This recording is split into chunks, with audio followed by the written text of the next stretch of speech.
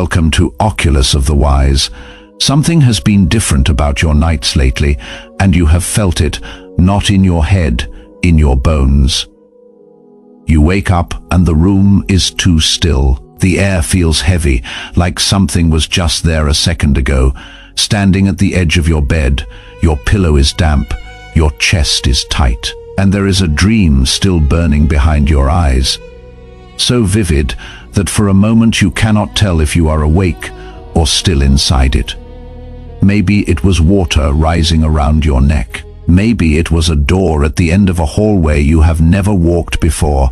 Maybe it was a face, someone you buried years ago, standing right in front of you with eyes so full of something that you woke up sobbing. And the strangest part is not the dream itself, it is that you could not shake it. It followed you into the shower. It sat across from you at breakfast. It whispered your name in the middle of a meeting, and no matter how many times you told yourself it was nothing, something ancient inside your chest kept saying, "That was not nothing. That was everything. You are right. It was." That dream was not a glitch in your brain chemistry. It was not stress. That dream was addressed to you, sealed with intention, delivered into the only place the enemy cannot jam the signal, your sleep. And the fact that it is still sitting in your skull right now as you hear these words, that is the proof. Heaven does not waste messages on people who are not ready to receive them. There are moments in life when God does not wait for Sunday morning. He does not wait for you to kneel beside your bed and fold your hands just right. Sometimes he speaks when the world finally shuts up. When your phone is dark, when your conscious mind, that loud, anxious, controlling part of you that runs the show 18 hours a day, finally falls asleep. And then your spirit, the part of you that has been buried under decades of obligations and bills and other people's expectations, finally gets a chance to hear. And what it hears is not random noise. It is a transmission, a code, a sealed envelope from the throne room of heaven, hand-delivered to the one person it was written for. Scripture is full of this. God spoke to Joseph in a dream and rescued a civilization from starvation.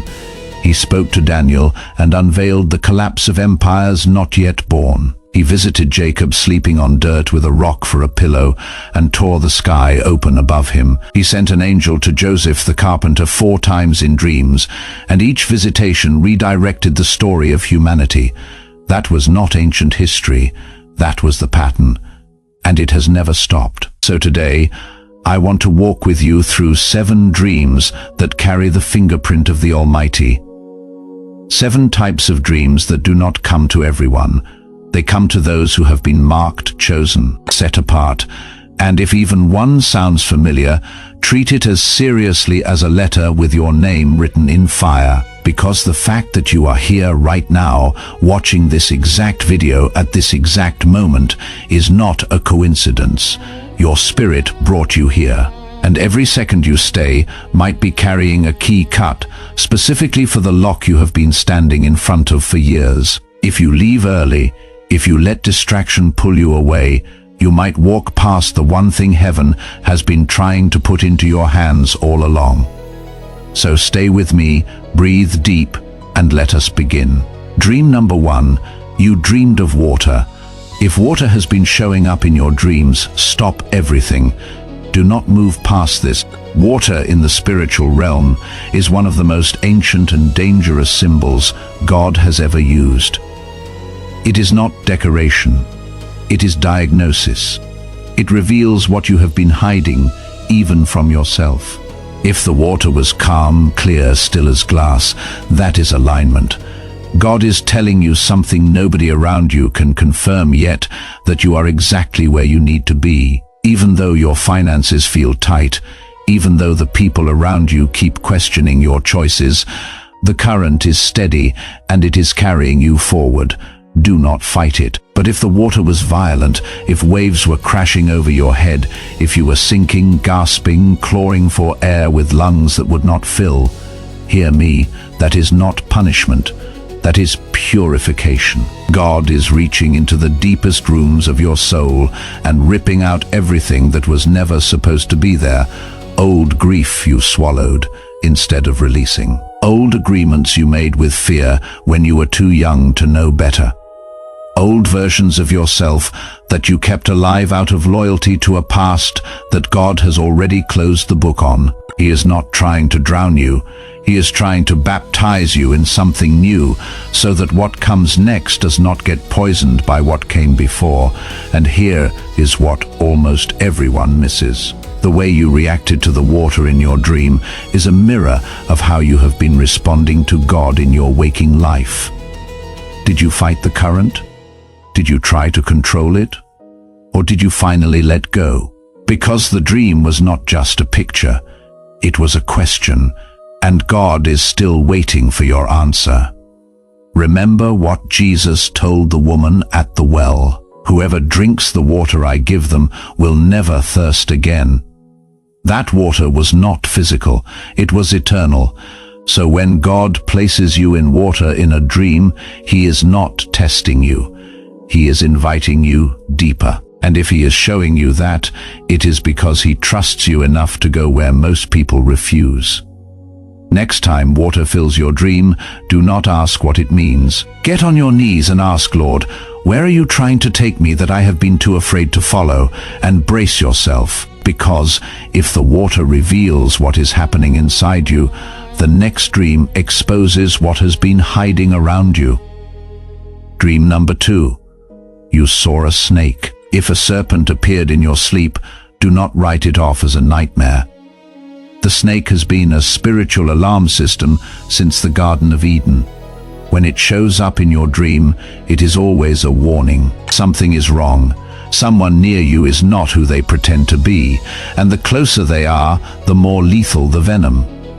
If the snake bit your hand, pay close attention. Your hands are your purpose, your work. The thing you were put on this earth to build. Something is trying to paralyze your calling before it reaches full power. If it bit your foot, that is your path, your direction, the road God laid out for you. Something wants to cripple your next step before you take it. And if the snake was hidden, coiled beneath your bed, buried in the grass, or wrapped around someone you love, that is discernment at the highest level. God is pulling the curtain back and showing you that the real threat is not some stranger.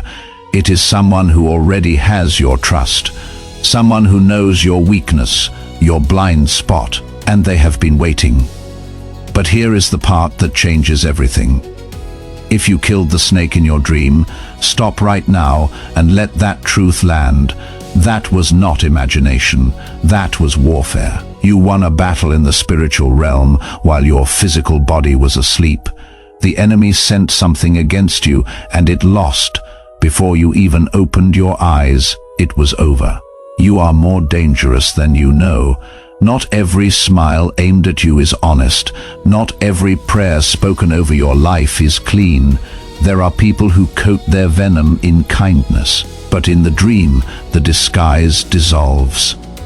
So next time the serpent appears, do not panic. Stand your ground and ask with fire in your voice, Lord, who is close enough to wound me but silent enough to hide? Expose them now and prepare yourself. Because if the snake reveals what is camouflaged around you, the next dream shows what God is about to swing wide open in your life. Dream number 3. You stood before a door. When a door appears in your dream, you are not looking at wood and hinges. You are looking at a dividing line between the person you have been and the person heaven is about to unveil. And every detail matters.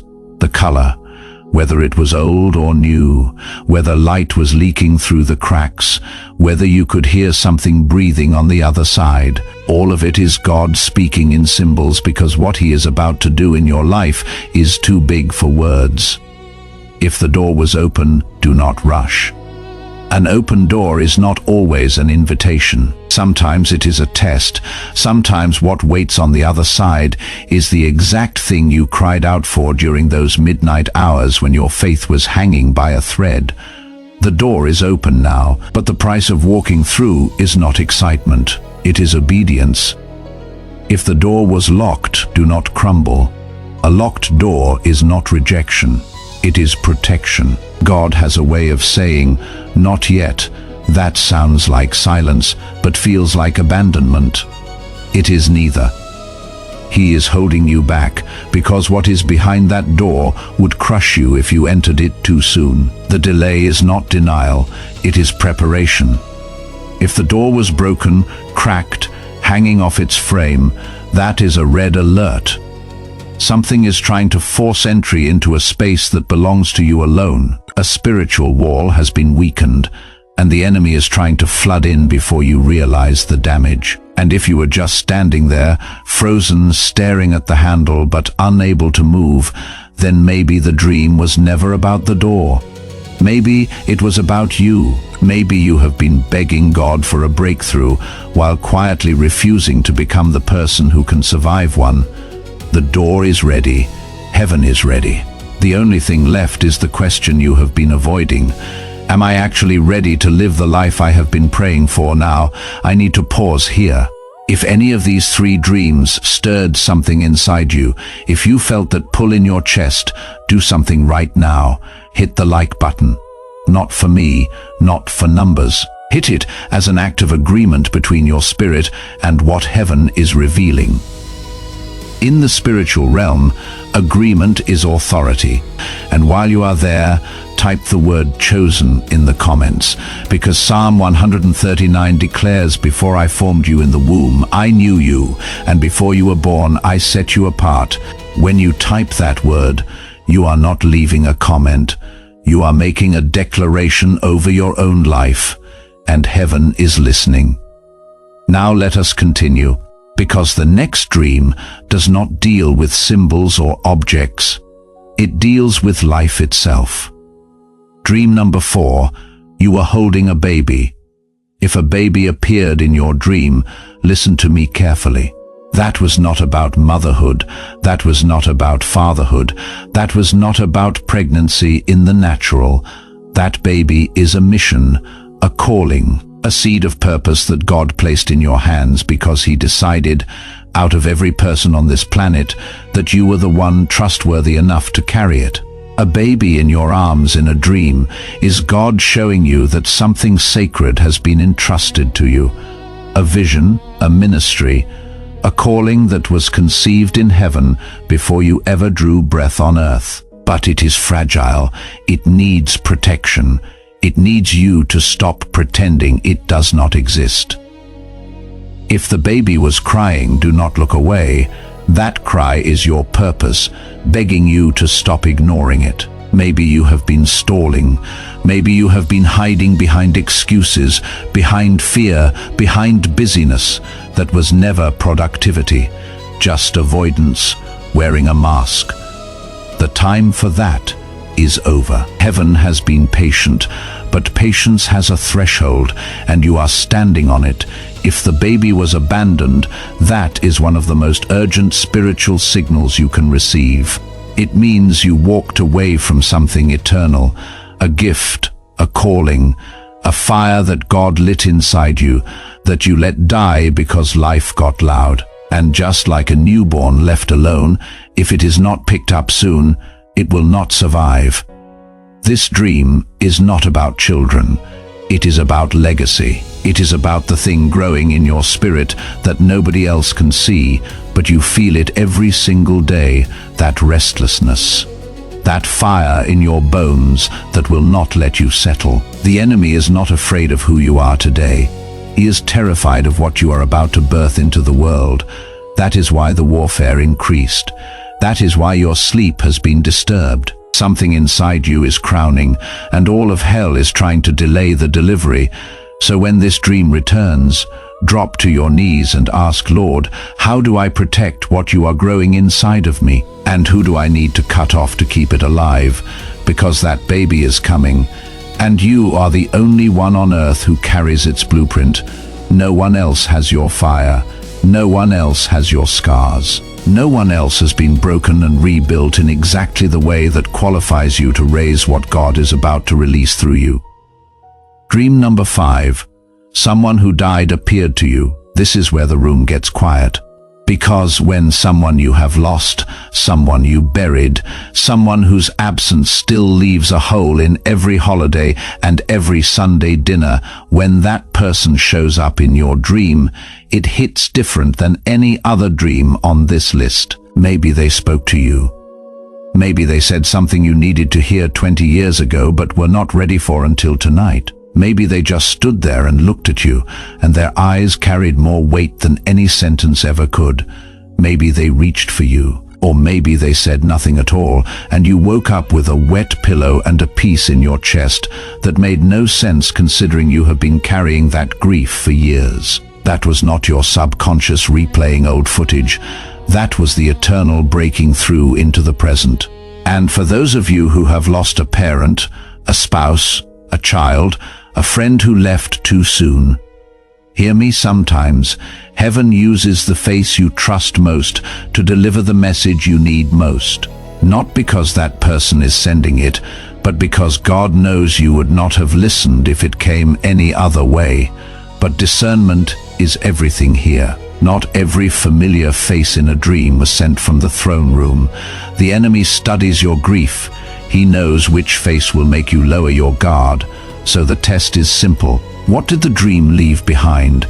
If it left peace, warmth, a quiet certainty that everything is going to be okay, the visit came from above. But if it left fear, confusion, a heaviness that felt more like a chain than a comfort, that was a counterfeit, a trick designed to destabilize you right before your breakthrough. Guard the gates of your spirit. Not every presence that feels familiar deserves passage. And the next time that face appears in the dark, ask with reverence and with authority, Lord, did this come from your hand, or was it a shadow dressed in a face I love? Because the chosen do not just dream, they discern, and what you allow into your spirit while you sleep determines what has access to your life when you wake. Dream number 6. You were falling. You know exactly what I am talking about. That sudden lurch in your stomach, the ground disappearing, the feeling of dropping through empty air with nothing to grab, and then the jolt, that violent snap back into your body that leaves you gasping, heart slamming against your ribs, hands clenched around the sheets. Most people blame stress, anxiety, a long day. But what if the fall was not your body misfiring? What if it was God intervening? When He allows you to fall in a dream, it is not cruelty, it is surgery. He is cutting away something you refuse to release on your own. A relationship you know is over, but keep resurrecting. A career that gave you identity, but stole your calling. A version of yourself built entirely on other people's approval. And even though you keep white-knuckling it in the spiritual realm, it was released a long time ago. You are holding a ghost, and God loves you too much to let you keep building on a foundation that was never real. Here is the revelation that most people miss. The fall is not failure, it is freedom. You are not falling away from something, you are falling out of something. Out of the ego, out of the need to control everything, out of the pretty little prison you built with your own hands and called stability. God is dismantling the illusion so He can hand you the truth. So the question is not, why am I falling? The question is, what did I build my life on that was never meant to hold my weight? Because the fall does not end in destruction, it ends in reconstruction. And the foundation He is laying is the only one that does not crack. When you wake up breathless, pulse racing, afraid, listen for the voice beneath the fear. It is saying, even when everything you built collapses, I am still underneath you. You were never falling toward the ground. You were falling into my hands, and my hands have never once released someone I called by name. Dream number 7. You felt something watching you. No monsters, no fire, no flood or serpent, just a presence thick, heavy, intelligent. The sensation that you are being observed by something that knows more about you than you know about yourself. You look around the dream and everything appears normal, but the air has changed. It is charged, like the moment before lightning strikes. And whatever is watching you is not hiding. It wants you to know it is there. This is not paranoia. This is graduation. You have crossed a line in the spirit that you cannot uncross. You are now visible to realms that most people will never know exist, and that visibility cuts both ways. Heaven sees you. The darkness sees you too. Angels are cataloging your growth. Demons are mapping your vulnerabilities. The entire unseen world has turned its attention toward you because your anointing is no longer dormant. It is rising, and both kingdoms are paying attention. You are not being watched because you are fragile. You are being watched because you are dangerous, because one decision from your mouth could alter the trajectory of your children, your grandchildren, and every generation that carries your name. One act of obedience from you could trigger a shift in the spiritual atmosphere of your entire bloodline. The enemy does not waste surveillance on nobodies. If you are being watched, it is because you matter. If you feel exposed, it is because the season of hiding is over. This dream is a war room briefing. God is showing you your own file. You are no longer anonymous. You are like a signal fire burning on the highest hill in the darkest night, and everything can see the flame. So when you feel those invisible eyes locked on you, do not flinch, do not shrink. Plant your feet, lift your head, because that gaze is not a threat, it is a coronation. And every eye fixed on you, from above and from below, is confirmation that your assignment has been activated. You are not ordinary. You are operational, and the kingdom of heaven just called your name. Now stay with me. Do not leave. What I am about to say stitches every dream together into one truth. And if you walk away before you hear it, every dream you have ever had will remain a mystery instead of becoming a map. Breathe. Stay. This is not the ending. This is the moment everything ignites. Those dreams that jolted you awake at 3 in the morning, those images that haunted you all day, those feelings that sat on your chest for days and would not leave. They were never random. They were never brain noise. They were sealed orders from the throne room, delivered directly into the one place where your spirit could receive them without interference. While the world was scrolling, you were being summoned. While everyone else slept through the night, you were being briefed, trained, equipped, activated by the same God who opened the heavens over Jacob and parted the sea for Moses and blinded Saul on a dusty road so Paul could be born. He was never silent. He has been speaking to you all along, through the water, through the serpent, through the door, the baby, the face of someone you loved and lost, the fall, the presence. Everyone was a chapter in a letter that God has been writing to you for years. And tonight, you finally read the whole thing. So when you lay your head down tonight, do not treat it like just another night. Do not close your eyes like nothing has changed. Lie down with expectation, with fire, with the understanding that the ceiling above your bed is thinner than you think. And the God who spoke to prophets and kings and fishermen is leaning in close, waiting for you to finally say, I am listening. I am ready. Send me. You have had the dreams. Now live the calling. If this message set something on fire inside you, do 3 things right now. First, subscribe to this channel and turn on notifications. What God is building through these messages is not finished. There is more coming, and it was designed for you. Do not let the algorithm decide whether you see it. Second, leave a comment right now. Tell me which dream shook you, because when you speak it, even in writing, it stops being a hidden thing and becomes a declared thing. And declared things have power. Heaven treats your words as contracts. Third, send this video to one person. You already know who. The one with the dark circles and the restless nights and the questions they are afraid to ask out loud. They need this today. Not next week, today, because the chosen never walk alone, and the person you send this to might be the next one God is about to set on fire. Thank you for being here. Thank you for staying through every word. That alone tells me who you are and who you are becoming. Until next time, this is Oculus of the Wise. Stay awake even in your dreams.